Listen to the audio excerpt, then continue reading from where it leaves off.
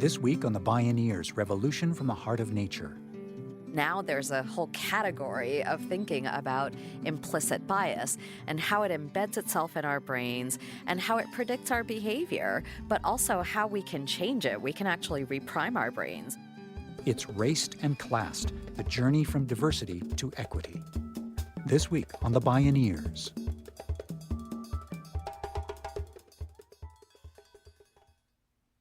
Support for the Bioneers' Revolution from the Heart of Nature is provided in part by Organic Valley Family of Farms, funding also provided by a grant from the Park Foundation, and by the generous support of listeners like you. Today, the United States is transforming into a majority-minority nation. By around 2020, more than half the nation's children are projected to be part of a minority racial or ethnic group.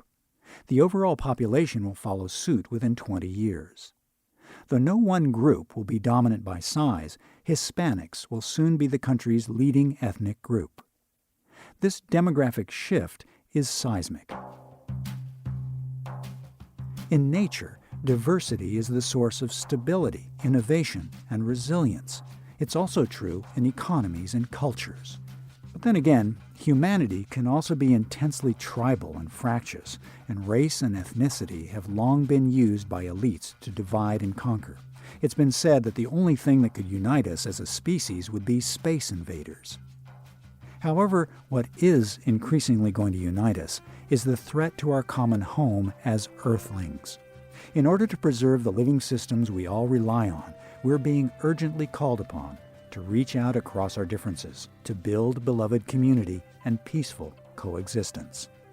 Today, a new generation of activists is reframing the conversation about race, bringing new tools to the table, and calling on each of us to confront our own unconscious bias. After all, race is a social construct, not a biological reality, and our views can and do change. This is Raced and Classed, the journey from diversity to equity, with Rinku Sen, Saru Jarayaman, and Malkia Cyril. My name is Neil Harvey. I'll be your host. Welcome to the Bioneers, Revolution from the Heart of Nature.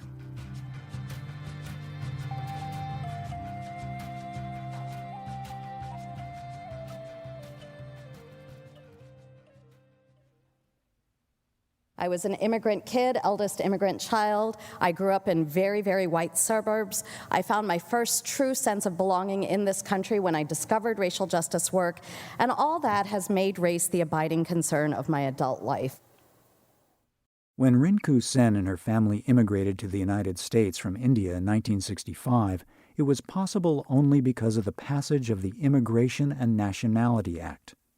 The new law barred discrimination based on race and ended an 80-year ban on Asian immigrants. It was also the height of the civil rights movement, when leaders such as Dr. Martin Luther King Jr. urged white America to wake up to the reality of racial discrimination and injustice and to bring it to an end. Today, Rinku Sen is one of the leading voices in the racial justice movement. She shares Dr. King's view that race is a part of everything, but not all of anything. Rinku Sen spoke at a Bioneers conference. He developed a sort of analysis of race and poverty, race and class, and he got involved in the janitor's strike and other workers' organizations. He started to understand something about race and colonialism and militarism and took a position against the Vietnam War. And so even if you don't start with an understanding that race and other things sometimes intersect, that happens for us if we do this work for long enough. After doing race work for 30 years, Rinku Sen has continually seen how everything is connected, including race and class. This intersectionality can often be invisible, but not to those affected by it. As president and executive director of Race Forward, the Center for Racial Justice Innovation, Rinku Sen works to build on the legacy of the civil rights movement. She's helping reveal the unconscious bias all of us carry, and to unearth the structural racism embedded in our institutions and culture. race and gender, race and class, race and sexuality, race and nationality. And adding those lenses never wipes out my race lens because it doesn't have to. It just changes the picture that I see. And once I have a fuller picture, I can then make decisions about which parts of that picture I'm going to act on, and I can be accountable for those choices and those decisions. Doing this work made one thing crystal clear to Rinku Sen. There is no general agreement on what racism is. That lack of understanding has led to differing definitions of what constitutes racial justice. Her organization defines racial justice as the systematic fair treatment of people of all races in ways that produce equitable opportunities and outcomes for everybody. And that is quite different from a definition of racial justice that is something like, I won't see color. That's the colorblindness definition of racial justice. Or I will be better to people and I'll just deal with myself. I can't influence anybody else, but I can deal with myself. That's an individualized notion of how we get to racial justice. And individuals are important, but we're all part of a system, and the system reinforces and generates our behavior. It regulates our behavior. And so defining racism not just as intentional, individual, and overt, but also as systemic and hidden and unconscious is a really critical, fundamental piece of work. And one thing that I have learned over time is that people do not know. They do not know. They don't have the language. They may know something at the gut level, but they don't know how to describe it. They don't have the tools to think about what's the relationship between an individual and a system and a structure. And so one way that my approach to the work has really changed over the years is that I break things down a lot more than I used to. When Rinku Sen and Race Forward organized a campaign called Drop the I Word, they were aiming to eliminate the use of the word illegal when discussing immigrants. They focused much of their efforts on the media. Many editors and reporters reacted by saying they weren't intending to be racist.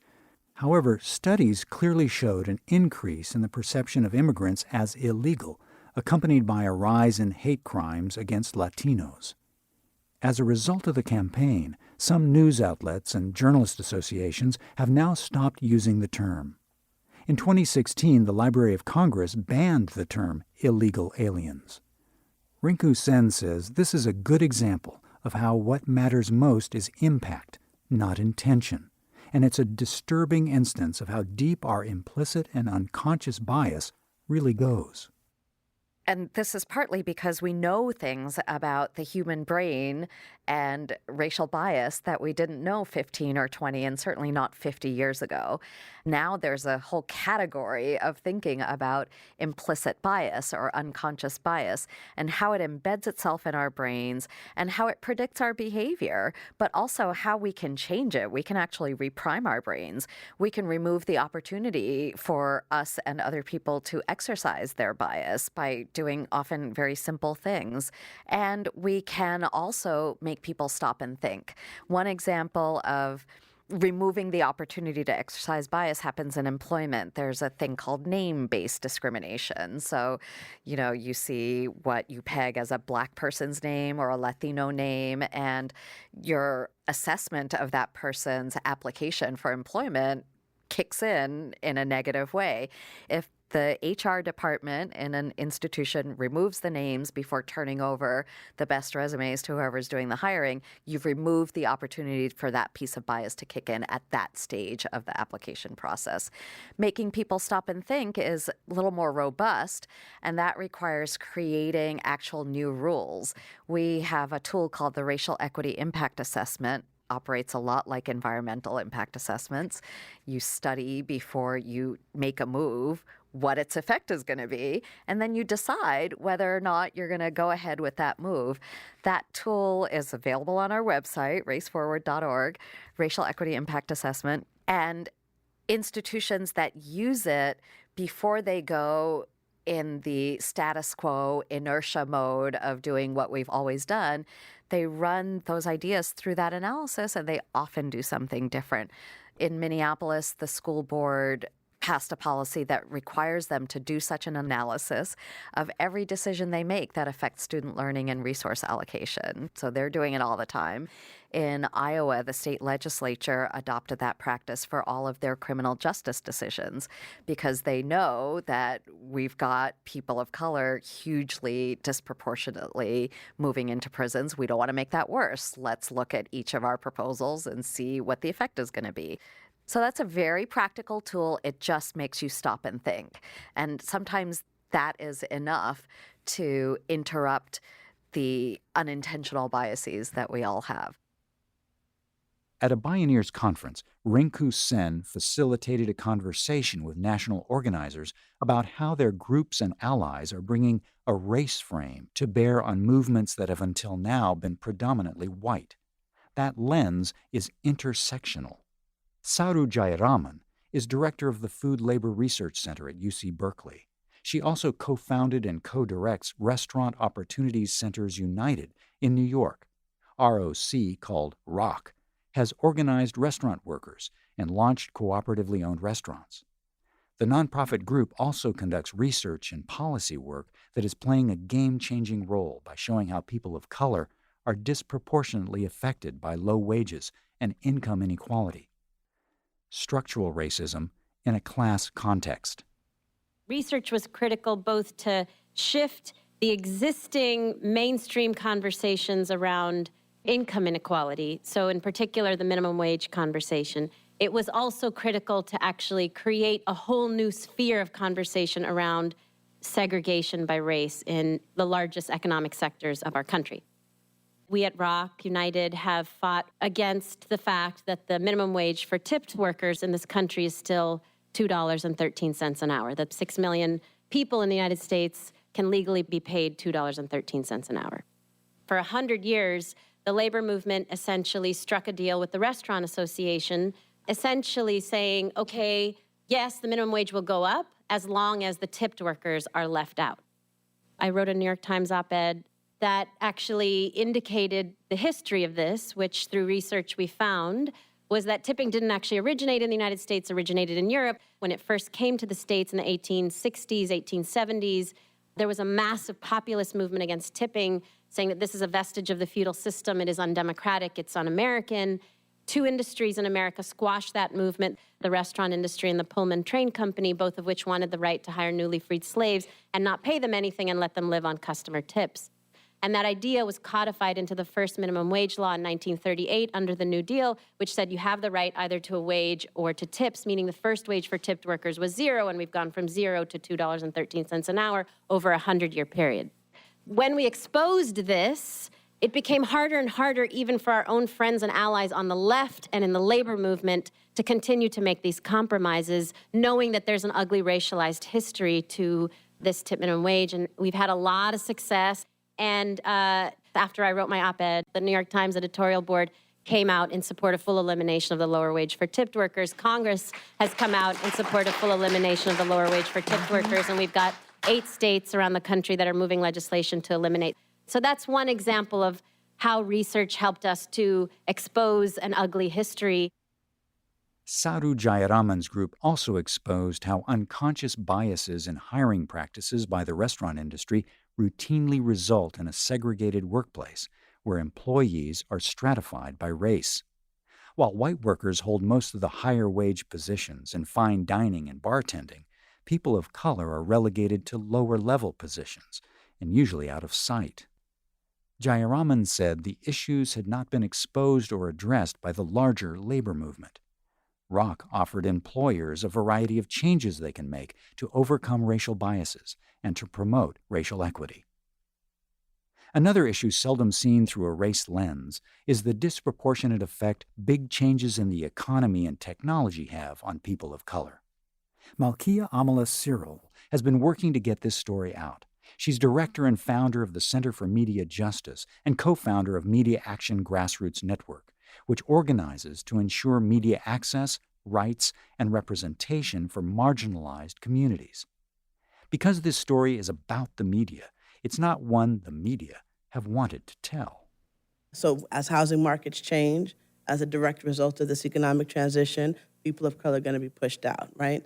As job markets change, as the future of work changes as a direct result of the monetization of data and the shifting of how we work, geography, the speed at which digital technologies make us able to work, all of that, those changes directly affect people of color. We had all of these stories that needed to be told about how our lives were going to change as a result of this economic transition. But guess what? The story was about the media. They weren't going to report on themselves, right?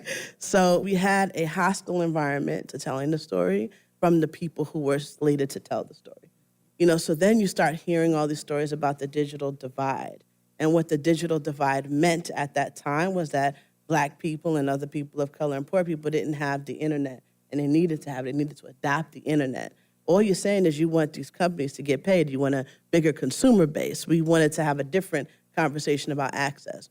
So we had to partner with the Social Science Research Council to start telling a different story about internet access through the perspective of what cities had a responsibility to do and what counties and public institutions had a responsibility to do, because that's a different conversation.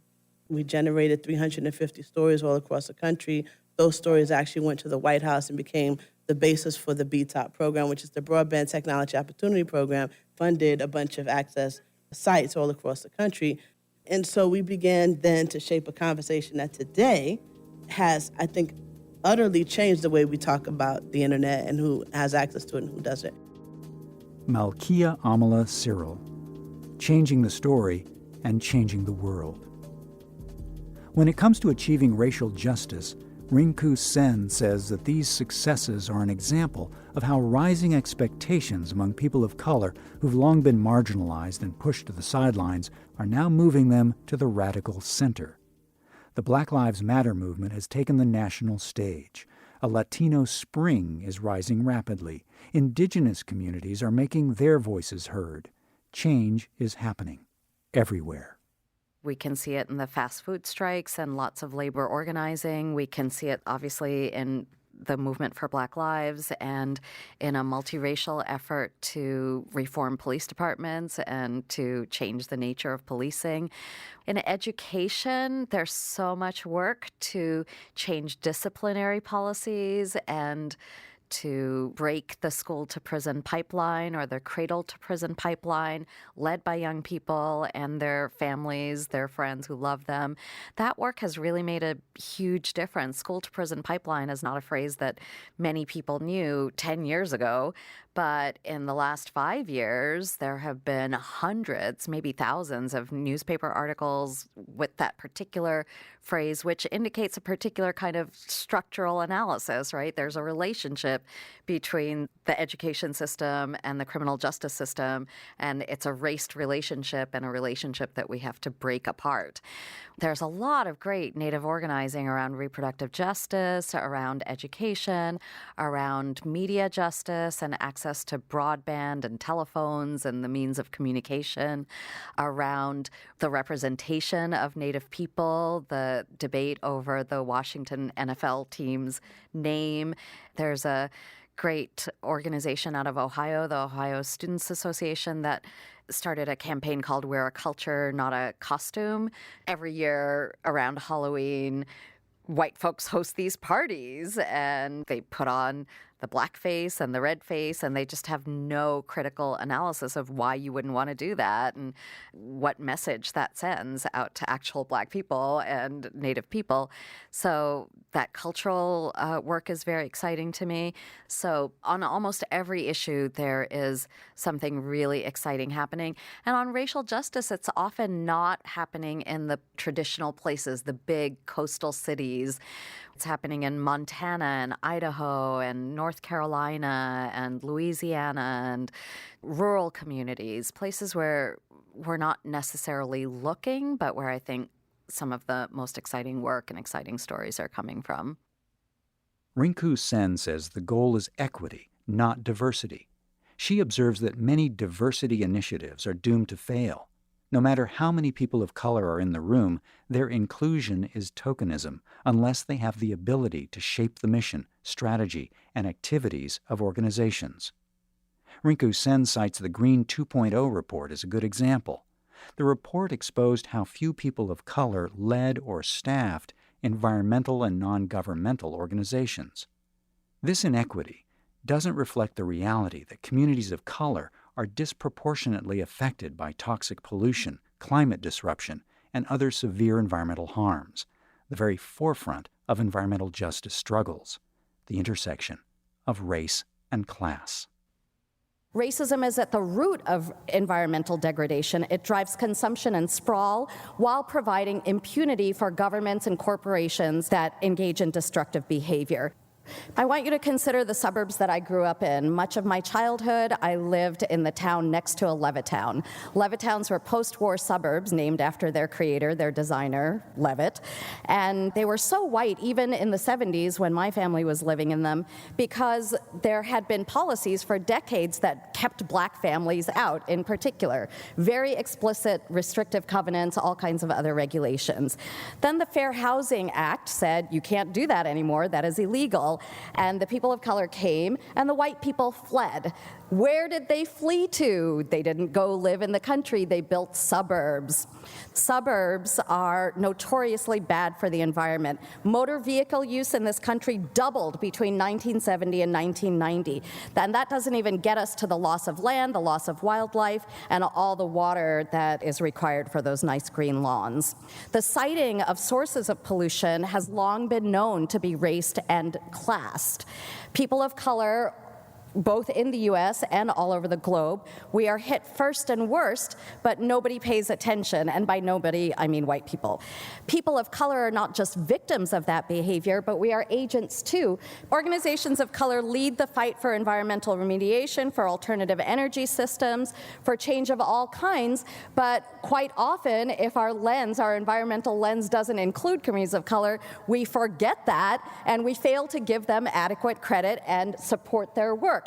We ignore these realities at the peril of the earth and of humanity. Racism makes everything worse, including environmental degradation, but racial justice makes everything better, including environmental support. Part of the problem is that we don't know how to talk about race with each other. I've taken the liberty of just noting some of the things that white people say to me and what I actually hear. I know you don't intend for me to hear these things, but I want you to know what I actually hear. So people say, we just can't find any people of color to fill these positions. I hear, I can't be bothered to look beyond the dozens of white people I already know. If the planet is going down, this is one of my favorites, none of this other stuff matters, race, class, whatever. What I hear is this: I don't care how much you suffer before the apocalypse comes, but I'm not racist. I know that this works the other way too, and that when I say something like it's not about you, it's the system, what they hear is, you're racist. So the thing is, we're talking across each other, and everybody is obsessed with finding the racist. Who is the racist? Not being the racist. So let's start over. One thing I'd love to see over the next 5 years is a real acknowledgement throughout all of the social justice movements, of which I consider environmentalism one, that race is in fact a part of that movement, that it's key to really understanding what the situation is that we're dealing with in all of its complexity. And it's also key to coming up with the right solutions so that we're solving problems for everybody. If we can just get good with the idea that everything has a racial dimension, our job is to find it and then address it, that the anxiety that really everybody feels when race comes up, that anxiety will release itself, and then we'll take a huge leap forward in the work. Raced and classed, the journey from diversity to equity.